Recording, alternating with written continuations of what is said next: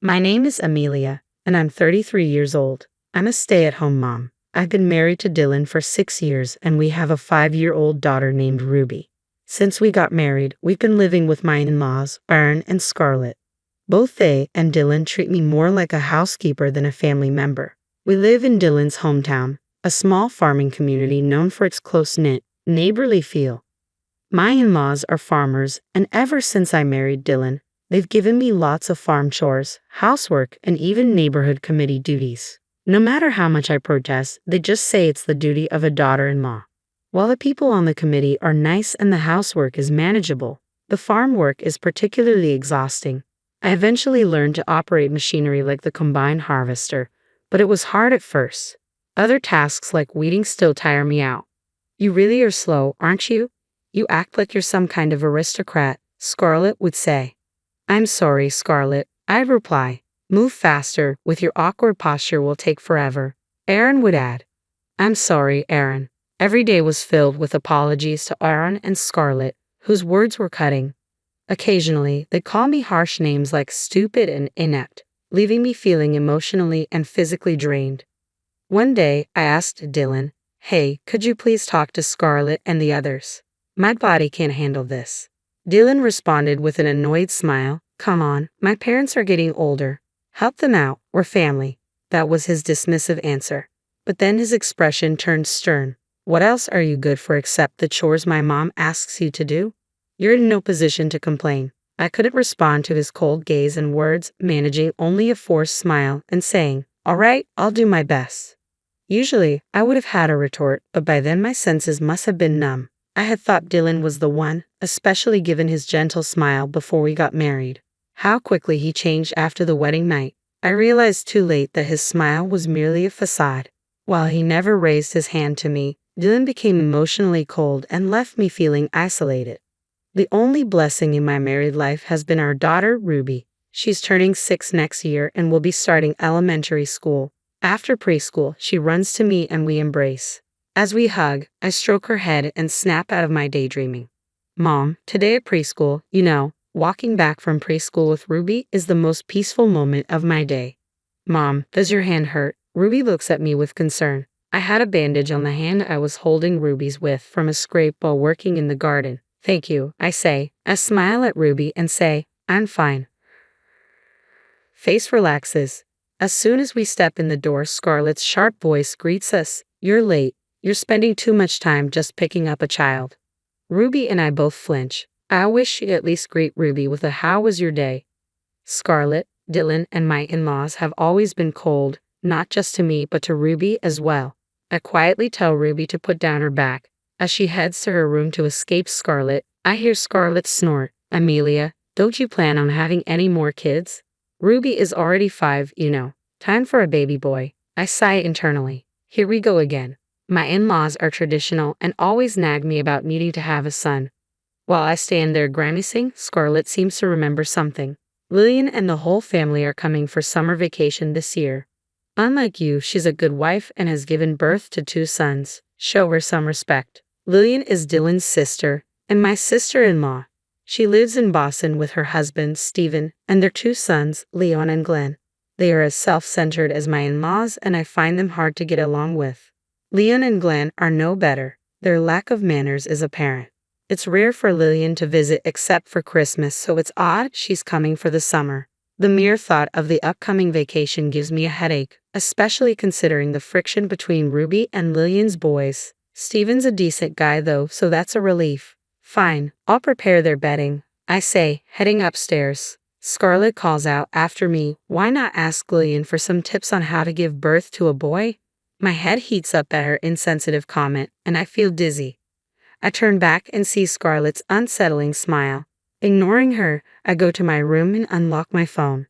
The truth is, I have another source of comfort. Messaging with my first cousin, Naya, who's like a sister to me. She's also a housewife and lives in Boston. We vent to each other about our families. We can't chat long because we both live with our in-laws, but these small exchanges are one of my stress relievers. I open WhatsApp to tell her about what just happened with Scarlett, but stop. There's already a new message from Naya. Reading it, I'm shocked. About a month later, Lillian comes to visit for the summer vacation. bringing only her sons, Leon and Glenn. Scarlett tilts her head, puzzled by Lillian's actions. Hey, where's Steven? She asks. He got caught up with some work. Lillian responds. That's a bummer. Well, make sure you all relax and recharge, Scarlett says. I nodded in agreement. Let's play with water in the yard. Leon and Glenn tossed their bags by the door and dashed outside. Peering out, I saw them turn the garden hose on full blast, splashing water all over the yard. If they keep spraying water like that, it's going to be tough cleaning the walls, and Aaron's cherished potted plants were nearby too. Unperturbed, Leon and Glenn happily splashed water and mudded at each other. Wondering where Ruby was, I glanced around and saw her watching Leon and Glenn's antics from an upstairs room. I'm tired. Housekeeper, where's the food and coffee? You're as slow as ever, Lillian said, sprawling on the sofa after tossing her bag in the living room and cranking up the air conditioner. I silently poured coffee into a cup and set it down with a clatter in front of Lillian. A bit of coffee sloshed out of the hastily placed cup. The room fell silent, perhaps shocked by this uncharacteristic move. Excuse me, do you even know your place? Lillian glared at me, visibly angry. Dylan, who was nearby, looked surprised, and my mother-in-law was also visibly angry. The old me would have apologized immediately, but today was different. Looking down at the seated Lillian, I finally spoke. Small world, isn't it? Your affairs with my first cousin's husband. You're done.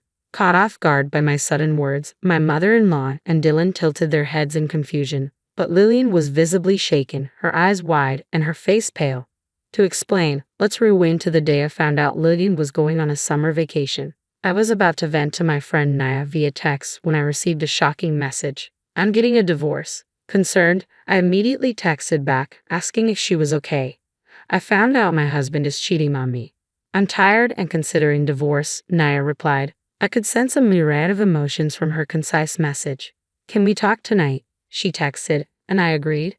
That evening, after making sure the family was asleep, I quietly slipped out of the in-laws' house. I'd unlocked a small shed within the grounds, thinking it would be a good place to talk privately.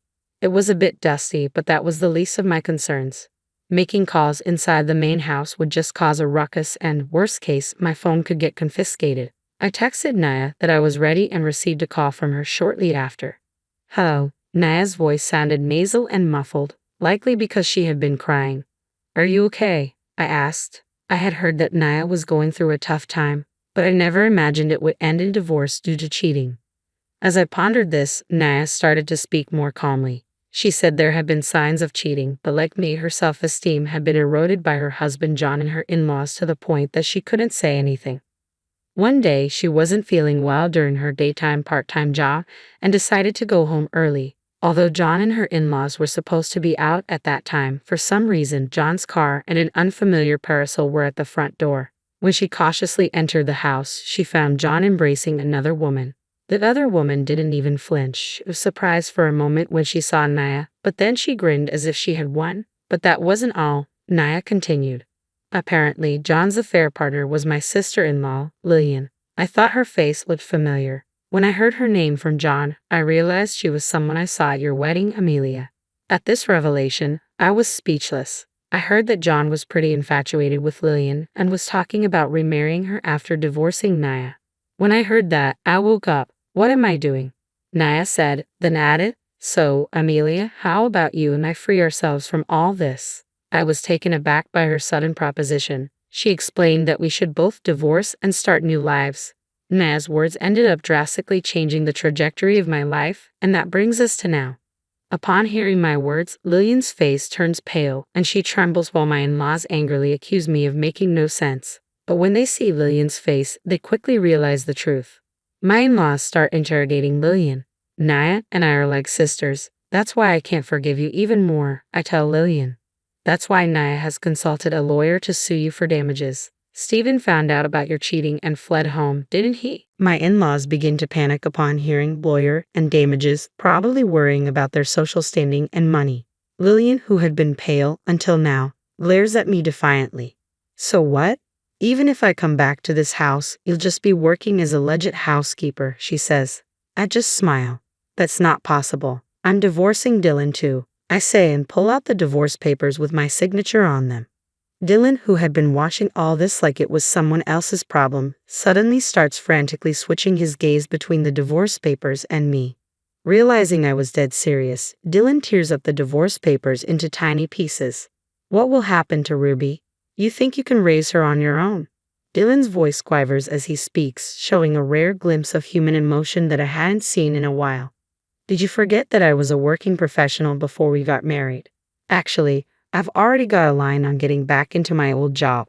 Hearing me speak assertively, Dylan looks like a fish out of water, opening and closing his mouth in disbelief. Behind him, Lillian is getting an earful from my mother-in-law while she rambles incoherently. The sounds of Leon and Glenn laughing as they play in the muddy yard fill the air. I pull out a spare set of divorce papers I had prepared for just such a moment. I've also decided to file a claim for damages against you, Dylan and Scarlett. My lawyer will be in touch, so please direct all future communication to them.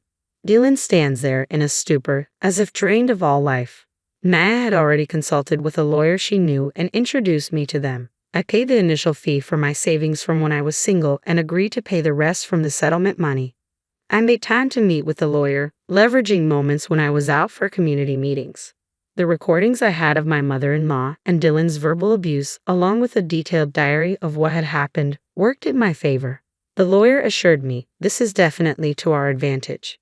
All the caution I had exercised, thinking it might help me one day if I decided to divorce, pay off big time. Hey, don't make decisions without us. Scarlett and the others noticed our conversation and started to confront me all at once. Scarlett, Aaron, you've been so kind to me until now. I know the ladies in the community don't like Scarlett, but please do your best to build good relations with the neighbors after I'm gone. Maintaining my smile, I added, and Aaron, maybe cut back on the affairs with young women and work together as a family. You'll need it. I slyly revealed Aaron's affairs while expressing my gratitude for everything. In a way, I truly am grateful to this family. I figured if I could manage with them, I'd be fine wherever I go. Upon hearing me, Scarlett and Lillian both turned their eyes towards Aaron. I had once witnessed Aaron cheating and I kept quiet about it, but now that we are getting divorced and becoming strangers, there is no reason to stay silent. While Scarlett and Lillian turned their eyes towards Aaron, I walked past a stunned Dylan and headed upstairs. With just a few belongings and holding Ruby's small hand, I left the in-laws' house. As I headed to the station, feeling more relieved than I had in years, I ran into a woman known around here for loving gossip. I told her everything, what I had gone through and what had just happened. 2 months later, my divorce from Dylan was finalized and Naya's was too. Dylan transferred more money into my account than he was required to, saying it was for my mother-in-law. I'd even received an apology letter from her, but I haven't responded. I have no plans to associate with them anymore.